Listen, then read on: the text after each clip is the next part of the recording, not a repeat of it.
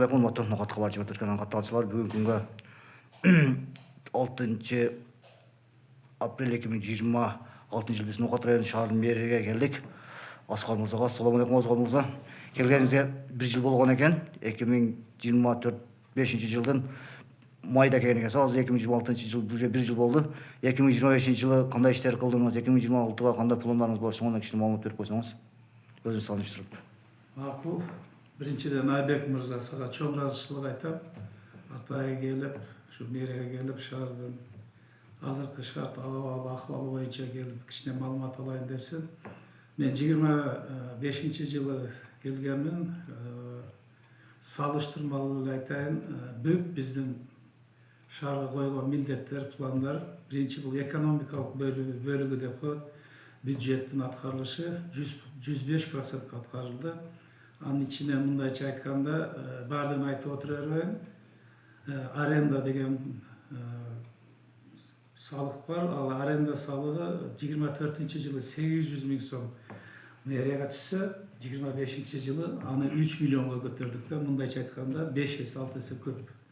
Андан кийин экономикалык бөлүгү деп коет. Экономикалык бөлүгү бул инвестицияларды тартып келүү. Инвестициялар тартып келүү жана экономикалык мүлктөрдү кайтаруу. Бул жагында дагы салыштырмалуу даже 200%га ашыкча аткардык. Бир эле мисал, инвестиция боюнча таза суу проектиси 4 миллион 200 миң долларлык ошондой акча тартылды. Анан экинчи фазасы бар. Бул 26-27 жылы саркынды сууларды канализацияны куруу боюнча ал дагы где-то 5 миллион 6 миллион сомдук жумуш. Анын үстүндө да азыр катуу иштеп атабыз. Кудай кааласа бул да турмушка ашат.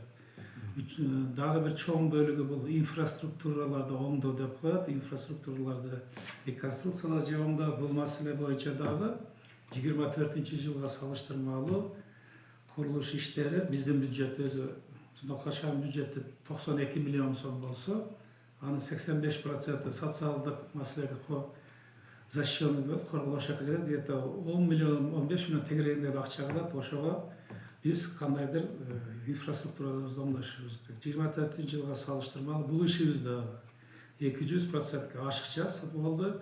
Анын бир эле мисал келтирейин. Калилин көчөсүн ишкерлер менен чогуу ошолордун инициативасы менен Калин көчөсүн 300 метр полный лотокторун оңдоп, тротуарларын жаңылап, жаңы асфальт басып бердик.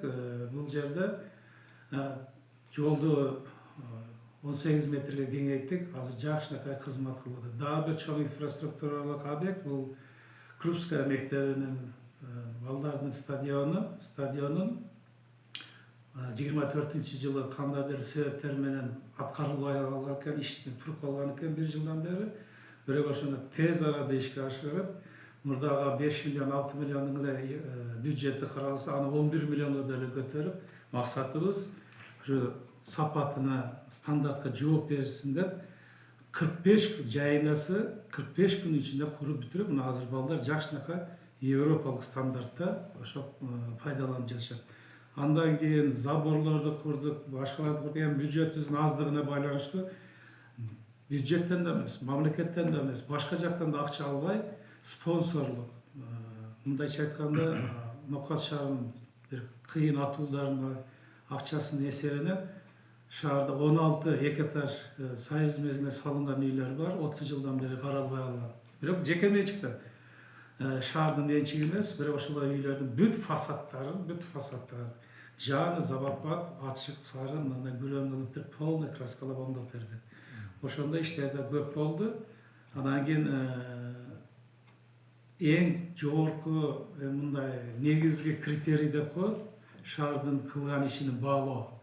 Баалоо бул стат управленияден, мамлекеттик статистикада чыгат. Ага биз влиять эте албайбыз, эчтеке албайбыз.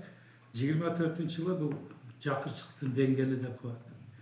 Орусча айтканда бедность, ошо жакырчылыктын деңгээлин азайтууда 24-жылы 21% болсо, 25-жылы биз ошону 17%га түшүрдүк. Мындайча айтканда 4%га азайдык. Бул деген ошол биз жасаган иштин үзүрү. Кыскасы айтканда ушундай иштер аткарылды. Анан сизге терең ырахмат беребиз. Өзүнүн атынан жана Нокат калчып өткөн атынан. Мына 2026 жылы келди иншалла. Шуңа ой пландарыңыз кандай, 2026 жыл кандай иш пландар бар, шундан кичине маалымат берип койсоңуз.